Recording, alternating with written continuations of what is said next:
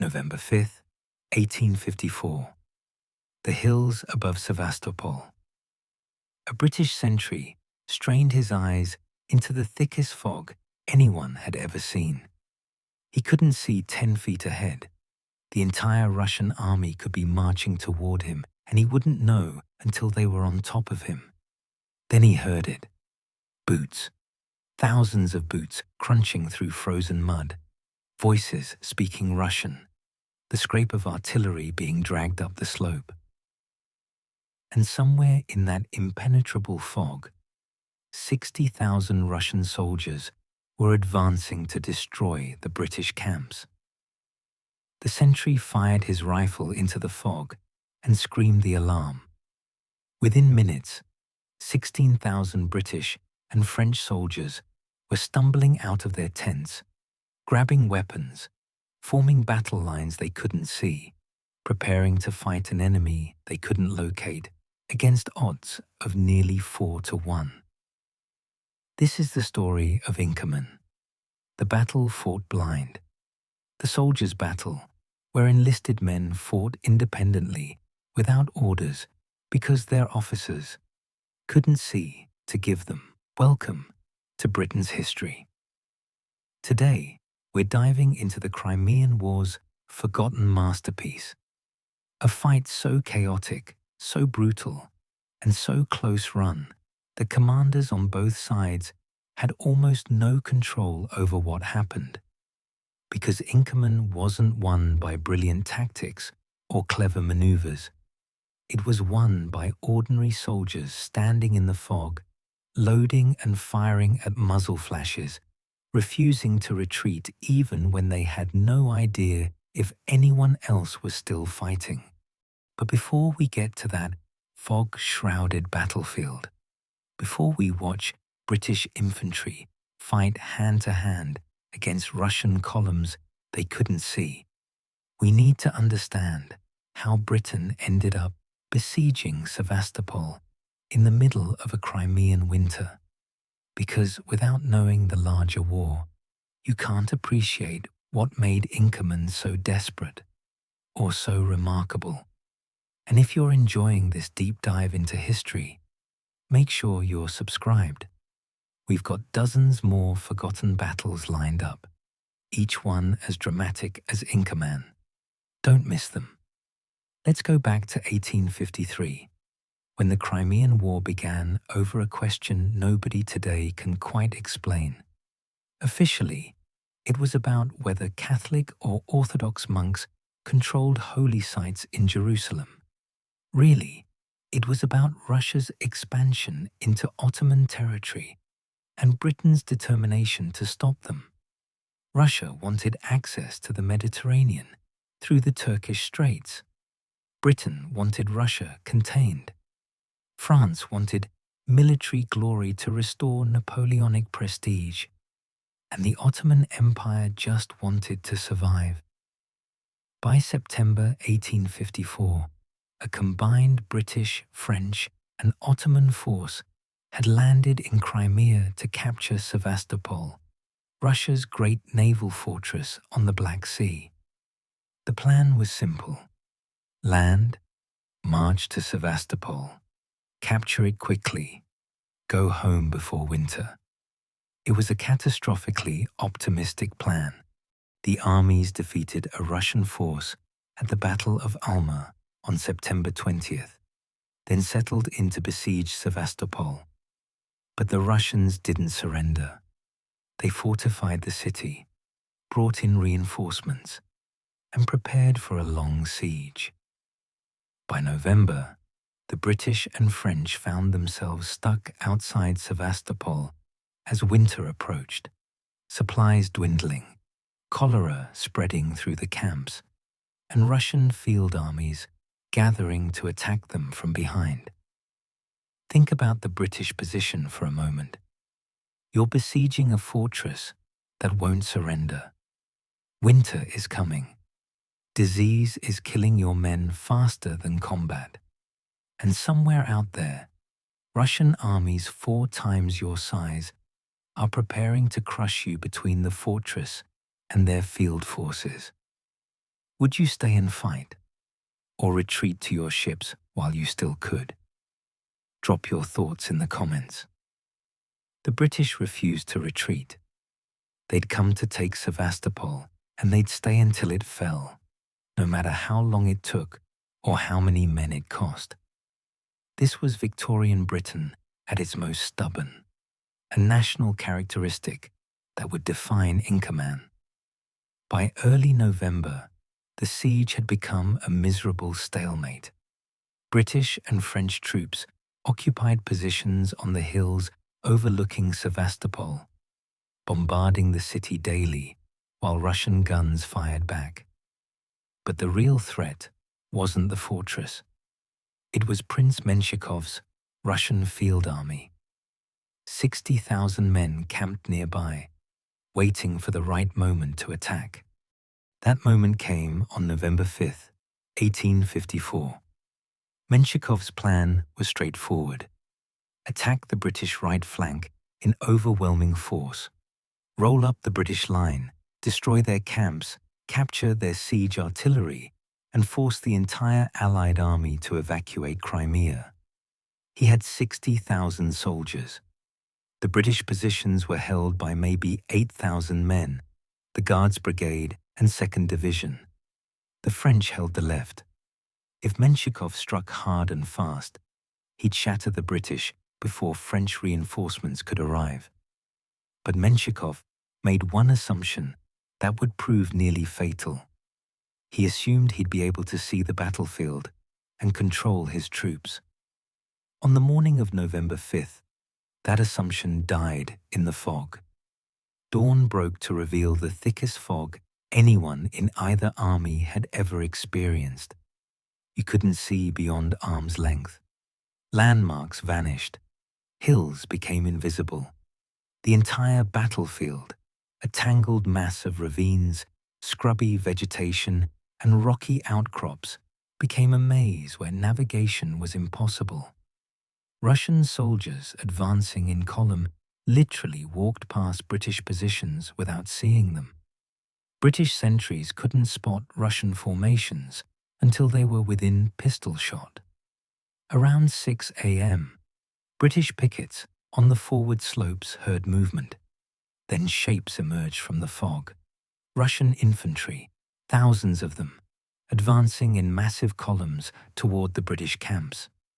The pickets fired and fell back, screaming warnings. British troops stumbled out of their tents into chaos. There was no time to form proper battle lines, no time to organize a coordinated defense.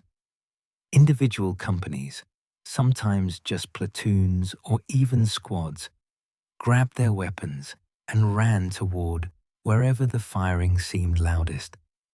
Officers tried to organize their men, but visibility was so poor that soldiers 50 yards away couldn't hear orders.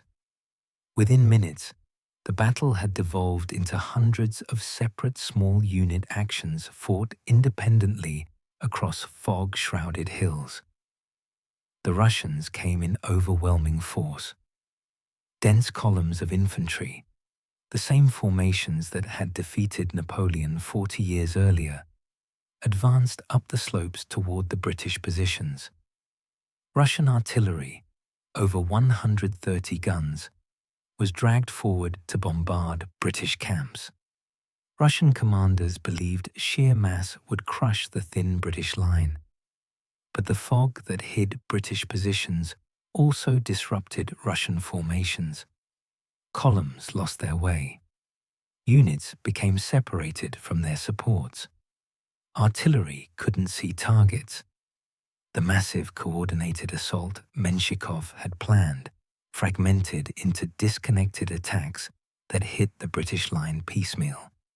And when those attacks hit, they met British infantry who'd been fighting in impossible conditions for 2 years and had no intention of breaking now. The fighting was brutal and intimate. Russian columns would emerge from the fog within yards of British positions. Both sides would fire devastating volleys at point-blank range. Then it became hand-to-hand. Bayonets, rifle butts, fists, anything. British soldiers fought in small groups, rallying around sergeants and junior officers who couldn't see beyond their immediate surroundings, but knew their job. Hold your ground, kill Russians, don't retreat. The Guards Brigade, Britain's elite infantry, bore the brunt of the initial assault. Grenadier Guards, Coldstream Guards, Scots Fusilier Guards, regiments that traced their lineage back centuries, stood in thin lines and fired into the fog. When Russian columns reached them, guardsmen fixed bayonets and charged. The fighting devolved into savage melees, where visibility was measured in feet and survival depended on loading faster than the enemy. Private Anthony Palmer of the Grenadier Guards later wrote, "We couldn't see them until they were on us. We'd fire a volley, hear screams, then more would come. You just kept loading and firing at shadows and muzzle flashes. If you stopped, you died." But the Guards were being pushed back by sheer weight of numbers. Russian columns kept coming, fresh troops replacing casualties, pushing forward through the fog, forcing the British back step by step. By 7 a.m., parts of the British line had been driven back over half a mile. Russian artillery was being positioned to rake the British camps. The situation was becoming desperate. Then British artillery arrived.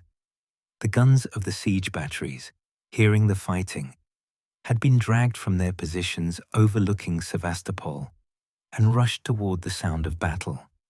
They unlimbered in the fog and began firing at muzzle flashes, aiming by sound rather than sight, pouring canister shot into Russian columns at ranges where every blast killed dozens. The effect was devastating. Russian formations, packed tightly in columns for mutual support, made perfect targets even in fog.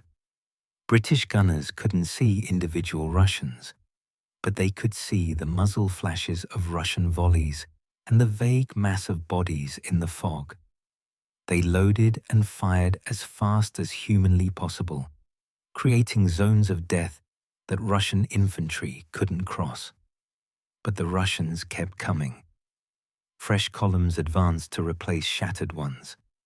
Russian artillery began counter-battery fire, trying to silence British guns. And still the fog persisted, turning the battle into a nightmare of confused fighting across invisible terrain. Around 8 a.m., French reinforcements began arriving. Bosquet's division, responding to British pleas for help. The French deployed on the British left and immediately engaged Russian forces trying to outflank the British position. French infantry, the legendary Zouaves and line regiments that had conquered Algeria, fought with the same desperate courage as their British allies. But even with French help, the Allies were still heavily outnumbered. Menshikov was feeding fresh brigades into the battle as fast as they could be organized. Every British and French position was being hit by Russian forces 2 or 3 times their strength. The battle had become a test of endurance. Could British and French soldiers keep fighting, loading, firing, charging, falling back, rallying, without breaking?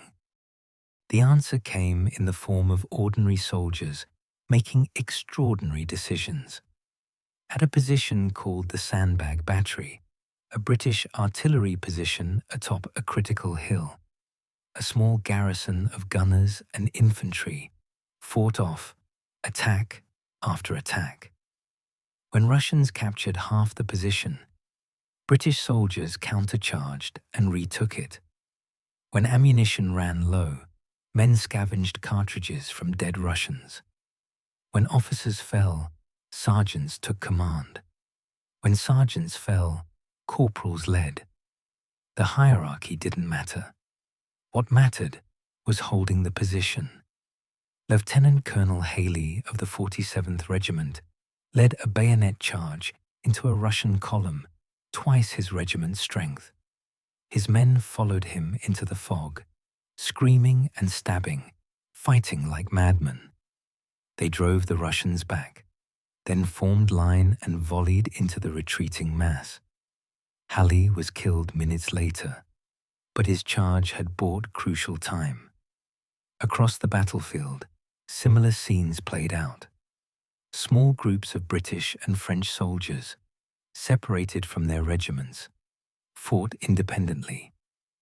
A dozen Coldstream Guards held a ravine against 50 Russians. A French company charged a Russian battery and captured the guns in hand-to-hand combat. A sergeant of the 95th Regiment rallied 20 men and held a hilltop for 2 hours against constant Russian assault. This was what would give the battle its name, the Soldiers' Battle. Not because soldiers disobeyed orders, they followed orders when they could hear them, but because the fog made centralized command impossible. Generals couldn't see to give orders. Colonels couldn't see to position regiments. Captains couldn't see beyond their own companies. So soldiers fought with the initiative and courage of men who knew no help was coming, and survival depended entirely on themselves and the men beside them. By 10 a.m., the crisis had passed. Russian attacks, though still fierce, were becoming less coordinated. Menshikov's forces had taken horrific casualties, perhaps 12,000 dead and wounded by this point, and fresh troops were being thrown in without adequate support. The fog was beginning to lift slightly, allowing British and French artillery to find targets more effectively. But the Russians weren't finished. Around noon, Menshikov launched one final massive assault. 20,000 men in 2 great columns aimed at the Sandbag Battery and the adjacent British positions. If this attack broke through, the British position would collapse, and the entire Allied army might be rolled up. The Russian columns advanced in the fog, drummers beating the pace, officers shouting encouragement, soldiers believing this final push would win the day. They reached the British positions, and a savage melee erupted. British infantry fired until their rifle barrels were too hot to touch, then charged with bayonets. French troops on the left threw themselves at the Russian flank. British artillery fired canister until their guns nearly burst from the heat. For 20 minutes, the outcome hung in balance. Russian weight pushed the defenders back. British and French stubbornness refused to break. Men fought hand to hand over the same ground for what felt like hours. Then, gradually, the Russian attack faltered. Exhaustion, casualties, and the fog's confusion took their toll. The Russian columns, which had advanced with such determination, began falling back. First slowly, then faster, then in full retreat. By 1 p.m., the last Russian soldiers were disappearing back into the fog, leaving thousands of their comrades dead or wounded on the slopes. The Battle of Inkerman was over. The British and French held the field. The siege of Sevastopol would continue, and Menshikov's attempt to destroy the Allied army had failed completely. The casualties told the story of what had happened. The Russians lost approximately 12,000 men killed, wounded, or captured. British losses were around 2,600. French casualties numbered about 1,000. But these numbers don't capture the intensity of the fighting. The British 2nd Division, which bore the brunt of the assault, suffered nearly 50% casualties. Some regiments were shattered. The Guards Brigade was so depleted it needed months to rebuild. Yet the Allies had won decisively. They'd held their positions against forces 3 to 4 times their strength. They'd fought without being able to see more than a few yards. They'd kept their cohesion when most armies would have dissolved into panicked mobs. And they'd done it through the courage and initiative of ordinary soldiers who refused to break. The battle's nickname, the Soldiers' Battle, was coined by British and French officers who recognized that this victory belonged to enlisted men more than commanders. Lord Raglan, the British commander, had barely influenced the battle's outcome. He couldn't see to give orders, and his staff couldn't find units to deliver them. The French General Bosquet had similar limitations. The battle was won by sergeants, corporals, and private soldiers who fought not because generals told them to, but because they wouldn't abandon their mates. From a British perspective, Inkerman became emblematic of what British soldiers could achieve through discipline and courage. The Victorian public celebrated it as proof that British infantry, properly led at the small unit level, could defeat any enemy regardless of odds. The Guards' performance, standing in line firing volleys while Russian columns swarmed around them, became legendary. Songs were written, poems composed. Inkerman joined Waterloo and Blenheim in the pantheon of great British victories.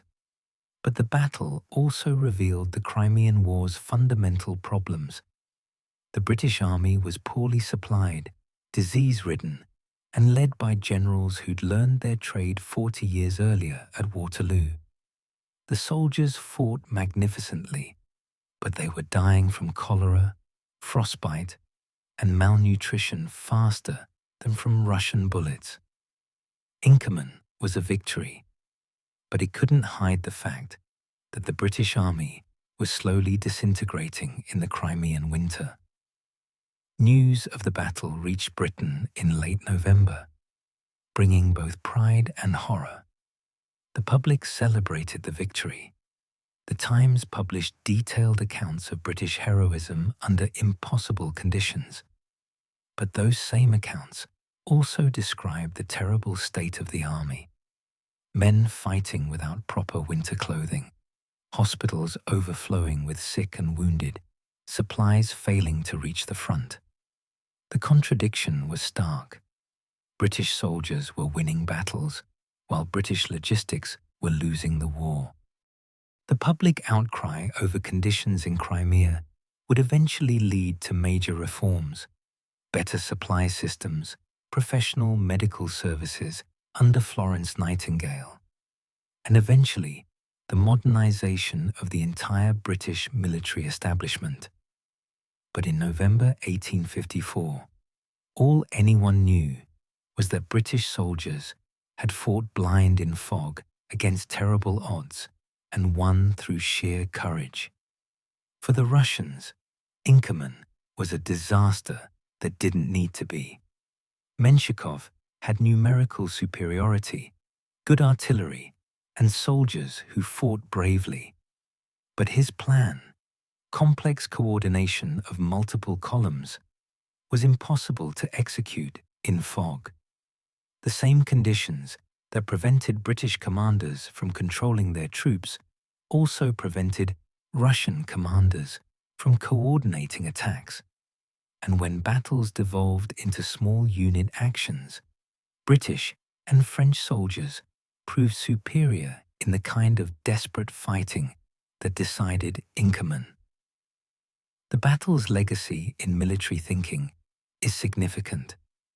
Inkerman demonstrated that modern battles, with rifled muskets increasing effective range and lethality, could descend into chaos where small unit leadership mattered more than grand strategy. The fog forced both sides into the kind of warfare that would become common in the trenches of World War I 60 years later: confused fighting at close range, initiative passing to junior officers and NCOs, survival depending on soldiers' courage rather than commanders' brilliance. Today, Inkerman is largely forgotten outside military history circles. It's overshadowed by other Crimean War events. The charge of the Light Brigade at Balaclava 3 weeks earlier, the terrible winter of 1854–55, when disease killed thousands, the eventual fall of Sevastopol in 1855. But among military historians, Inkerman remains fascinating precisely because it was so chaotic, so dependent on individual courage, so different from the set-piece battles commanders preferred. The battlefield itself is quiet now. Hills outside Sevastopol, part of disputed territory between Russia and Ukraine, largely unchanged since 1854. The fog that defined the battle still rolls in on November mornings. Walk those hills and you can imagine what it was like. The inability to see beyond arm's length, the terror of shapes emerging from fog, the sound of thousands of boots marching toward you through the mist. British regiments that fought at Inkerman, the Guards, the 95th, the 47th, dozens of others, still commemorate November 5th. They remember the battle where their predecessors stood in fog against impossible odds and refused to break. They remember the corporals who led charges when captains fell. They remember the privates who kept loading and firing when everyone around them was dead. They remember what British soldiers can achieve when there's no one to give orders except their own courage. Within months of Inkerman, the British Army in Crimea would face its worst crisis, the winter of 1854–55, when cholera, frostbite, and starvation killed more men than all the battles combined. But the soldiers who survived that winter had proven something at Inkerman, that British infantry, fighting independently in impossible conditions, could defeat forces 3 times their size. That lesson, that discipline, courage, and refusal to break could overcome overwhelming odds, would sustain the British Army through a century of colonial wars and 2 world wars. Inkerman wasn't the most famous battle. It wasn't the most strategically important, but it was, in many ways, the most remarkable. The day when fog turned a battle into hundreds of small, desperate fights, and ordinary British soldiers won them all. If this is the kind of history that fascinates you, the battles where chaos reigned and courage won, where soldiers fought blind and refused to break, where impossible odds met British stubbornness, then you know what to do. This channel exists because these stories deserve to be told. What other soldiers' battles should we cover? Drop your suggestions below. Thank you for watching Britain's history. The stories that mattered, told the way they deserved.